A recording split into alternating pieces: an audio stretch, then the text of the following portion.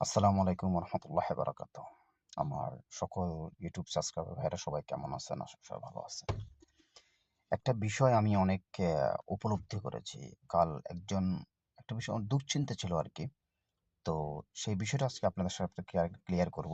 যেটাতে হয়তো আপনারাও হয়তো দুশ্চিন্তায় আছেন।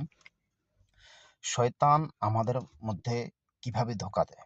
শয়তান আপনাকে কিভাবে ধোঁকা দিবে বা শয়তান আপনাকে কিভাবে আপনাকে সঠিক রাস্তা থেকে আপনাকে বিলম্ব করে খারাপ রাস্তায় নিয়ে যাবে বা আপনার মস্তিষ্কে কিভাবে আপনাকে খারাপ চিন্তা ঢুকাবে।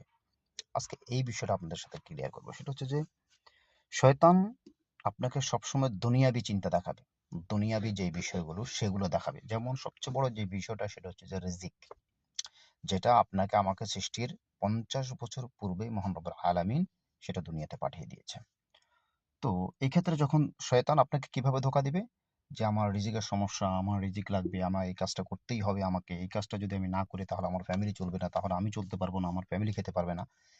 যখন এইগুলো আপনার ভিতরে যখন এগুলো থাকবে তখন এই শয়তান এভাবেই আপনাকে আস্তে আস্তে আপনাকে গ্রাস করবে। এই বিষয়গুলো সবসময় আপনাকে ফলো রাখতে হবে। কারণ হচ্ছে কি, শয়তানের কাম হচ্ছে আপনাকে ধোঁকা দেওয়া। শয়তানের কাজ হচ্ছে ধোঁকা দেওয়া। শয়তান আপনাকে ধোঁকা দিবেই দিবে। যেমন আমি কালকে একজন আলেমের ওয়াজ শুনে আমার কাছে খুব ভালো লাগলো। কারণ হচ্ছে কি, ওই আলেম বলল যে যখন আপনি দেখবেন আপনার মধ্যে শুধু মানে খামাখা একটা তো বিনা কারণে আপনার ভিতরে একটা দুশ্চিন্তা আসছে। বিনা কারণে দুশ্চিন্তা। সেটা হচ্ছে যে কেমন? যেমন রিজিকের বিষয় বা হলো নিয়ে কোনো একটা কাজের বিষয় যে এটাকে যেমনি এভাবে হলে কিভাবে হবে? এভাবে না হলে আবার এভাবে কিভাবে হবে? এটা তো এভাবে হওয়ার কথা ছিল না। তো এইগুলো হচ্ছে শয়তানের তরফ থেকে এগুলো আসে। শয়তানের তরফ থেকে এগুলো আসে। এগুলো কখনো ভালো দিক না। যখনই এগুলো আসবে তখন কি করণীয় আছে আমাদের? এই চিন্তাগুলো যখন আমাদের আসে তখন আমাদের কি করণীয় আছে? ঠিক তখনই আমাদেরকে আস্তাগফিরুল্লাহাল্লাযী লা ইলাহা ইল্লা হুয়াল হাইয়ুল কাইয়্যুম ওয়া তুবু ইলাইহি। এই দোয়া আস্তাগফিরুল্লাহ বেশি বেশি পড়তে হবে। আর নাহলে আপনি বড় খতমের যে দোয়া আছে, লা ইলাহা ইল্লা আনতা সুবহানাকা ইন্নী কুনতু মিনাজ জালিমিন। আর যদি আপনি কারো মানুষের দ্বারা যদি আপনি সাহায্য চান আল্লাহর দরবারে তাহলে বলতে হবে লা হাওলা ওয়ালা কুওয়াতা ইল্লা বিল্লাহ।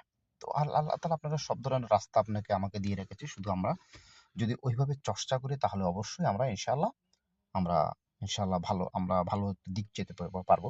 তো সবার মধ্যেই শয়তান এগুলো করে। তো বিশেষ করে যেটা আমি আবারও বলছি, রিজিক নিয়ে কোনো টেনশন করার কিছু নেই।